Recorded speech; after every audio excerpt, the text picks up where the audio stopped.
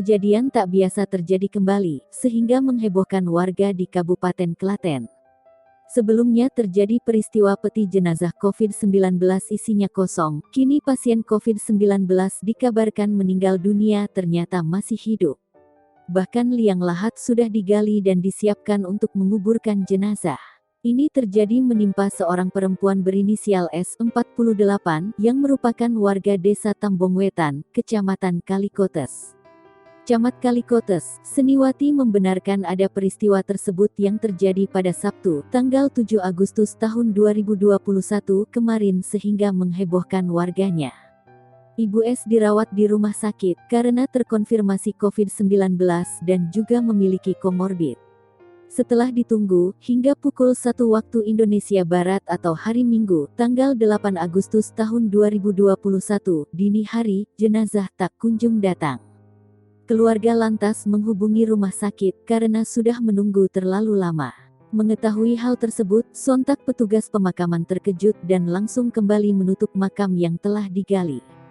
Seniwati mengatakan, di balik peristiwa pasien COVID-19 itu, perasaan keluarga sangat terkejut dan campur aduk.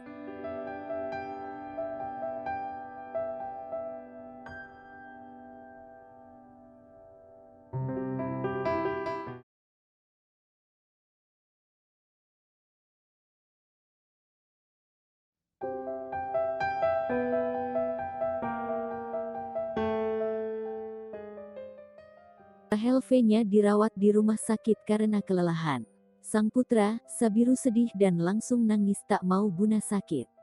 Rahel V-nya mendadak mengabarkan kondisinya tengah menurun. Membantah COVID-19, Rahel membeberkan jika dirinya dilarikan ke RS karena kelelahan. Mantan istri Niko Al-Hakim ini ditemani kekasihnya, Salim Nauderer. Belum lama ini, Rahel V-nya menelepon Sabiru yang harus terpisah sementara. Rahel kemudian mengabadikan tangkapan layar saat melakukan video call dengan putra tercintanya.